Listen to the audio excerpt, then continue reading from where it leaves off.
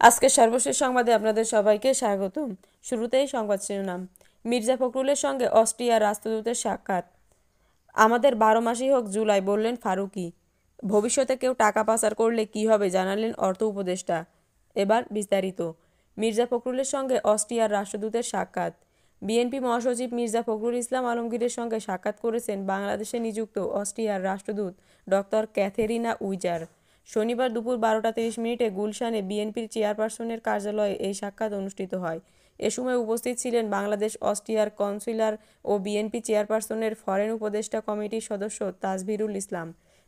বিএনপির মিডিয়া সেলের সদস্য সাইরুল কবির জানান, দুপুর 12:30টায় গুলশানে চেয়ারপারসনের রাজনৈতিক কার্যালয়ে দলের মহাসচিব মির্জা ফখরুল ইসলাম আলমগীরের সঙ্গে সাক্ষাৎ করতে আসেন নয়াদিল্লিতে বাংলাদেশে নিযুক্ত অস্ট্রিয়ার রাষ্ট্রদূত ক্যাথেরিনা উইজার। ক্যাথেরিনা বাংলাদেশে নিযুক্ত অস্ট্রিয়ার রাষ্ট্রদূত হলেও দেশটির দূতাবাস দিল্লিতে। তিনি বাংলাদেশ ছাড়াও ভারতসহ দক্ষিণ এশিয়ার কয়েকটি দেশে অস্ট্রিয়ার রাষ্ট্রদূত হিসেবে দায়িত্ব পালন করছেন। তবে বৈঠকে কী কী বিষয়ে আলোচনা হয়েছে সে সম্পর্কে কিছু জানাতে পারেননি সাইরুল কবির। আমাদের 12 মাসই হোক জুলাই, বললেন ফারুকী। বৈষম্যবিরোধী ছাত্র আন্দোলনে গত 5ই আগস্ট প্রধানমন্ত্রীর পদ থেকে পদত্যাগ করে ভারতে পালিয়ে যান শেখ হাসিনা। আওয়ামী লীগ সরকারের পতনের পর 8ই আগস্ট নোবেলজয়ী ডক্টর মোহাম্মদ ইউনূসের নেতৃত্বে অন্তর্বর্তীকালীন সরকার গঠন করা হয়। সেই অন্তর্বর্তীকালীন সরকারের উপদেষ্টা হয়েছেন চলচ্চিত্র নির্মাতা মোস্তফা সারোয়ার ফারুকী। তিনি সংস্কৃতি মন্ত্রণালয়ে দায়িত্ব পেয়েছেন। এরপর থেকে সামাজিক যোগাযোগ মাধ্যমে শুরু হয়েছে সংস্কৃতি বিষয়ক উপদেষ্টাকে নিয়ে নানান বিতর্ক। এদিকে আজ দুপুরে এই উপদেষ্টা লাভ ইমোজি দিয়ে জুলাই নিয়ে সামাজিক যোগাযোগ মাধ্যমে একটি পোস্ট দিয়ে বলেছেন, আমাদের 12 মাসই হোক জুলাই।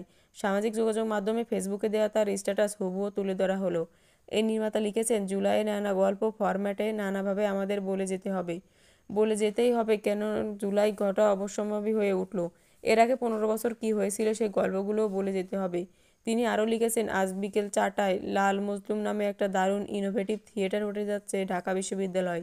রাজু ভাস্কর্যের সামনে থেকে শুরু হয়ে এটি জাতীয় জাদুঘরের সামনে গিয়ে থামবে। ডক্টর শাহমান মৈনাসের নির্দেশনায় এই থিয়েটার পারফরমেন্সের সঙ্গে যুক্ত হয়েছেন সংস্কৃতি মন্ত্রণালয়। ঢাকার বন্ধুদের আমন্ত্রণ বলে জানান সংস্কৃতি মন্ত্রণালয়ের উপদেষ্টা মোস্তফা সারোয়ার ফারুকী। শেষে তিনি লাভ ইমোজি দিয়ে লিখেছেন, আমাদের 12 মাসই হোক জুলাই। এদিকে অন্তর্বর্তীকালীন সরকারের সংস্কৃতি বিষয়ক উপদেষ্টা হিসেবে শপথ নিয়েছেন নির্মাতা মোস্তফা সারোয়ার ফারুকী। রোববার 10ই নভেম্বর সন্ধ্যা 7:30টায় বঙ্গভবনে রাষ্ট্রপতি মোহাম্মদ শাহাবুদ্দিন নতুন উপদেষ্টার শপথবাক্য পড়ান। উল্লেখ্য, ঢালিউড নির্মাতা মোস্তফা সারোয়ার ফারুকী বৈষম্যবিরোধী ছাত্র আন্দোলনের শুরুর সময় থেকেই ছাত্র জনতার পক্ষে আওয়ামী লীগের সন্ত্রাসী নির্যাতনের প্রতিবাদে সরব ছিলেন। কখনো নিজের মতামত প্রকাশ করে, আবার কখনো সমাজের মানুষের কাছে বিভিন্ন বিষয়ে প্রশ্ন রাখেন। ছাত্র আন্দোলনের শুরু থেকে তাদেরকে সমর্থন জানিয়ে সামাজিক যোগাযোগ মাধ্যমে কথা বলেন তিনি। ভবিষ্যতে কেউ টাকা পাচার করলে কী হবে জানালেন অর্থ উপদেষ্টা। অর্থ উপদেষ্টা ডক্টর সালেউদ্দিন আহমেদ জানিয়েছেন, ভবিষ্যতে কেউ টাকা পাচার করলে ধরা পড়বে। শনিবার দুপুরে রাজধানীর মহাখালীতে policy dialogue on financial and economic reform in Bangladesh শীর্ষক সেমিনারে তিনি একথা জানান। উপদেষ্টা বলেন, অর্থনৈতিক খাতে যেভাবে লুটপাট হয়েছে তা থেকে বেরিয়ে আসতে কাজ হচ্ছে। অর্থনীতিতে শুধু উন্নয়ন দেখানো যে প্রবণতা, সেই উন্নয়ন কৌশল পরিবর্তন করতে হবে। রাজস্ব খাতে পলিসি আর ইমপ্লিমেন্টেশন আলাদা করতে হবে বলে জানান অর্থ উপদেষ্টা। তিনি বলেন, বেশিরভাগ প্রতিষ্ঠানই ধ্বংসের দ্বারপ্রান্তে। অনেক প্রকল্প করা হয়েছে, ফিজিবিলিটি টেস্ট করা হয়নি। সংস্কারের ক্ষেত্রে মাল্টিলেটারেল বাইলেটারেল সবাই প্রতিযোগিতার আশ্বাস দিয়েছেন। অর্থনৈতিক স্থিতিশীলতা না থাকলে বিদেশি সহযোগীরাও সহায়তা কমিয়ে দেবে বলেও জানান সালেউদ্দিন আহমেদ। পাচার করা টাকা ফিরিয়ে আনার ব্যবস্থা করা হচ্ছে বলেও জানিয়ে তিনি আরও বলেন, ভবিষ্যতে কেউ পাচার করলে ধরা পড়বে। প্রাইভেট কিংবা পাবলিক সেক্টর যেই হোক না কেন ধরা পড়বেই।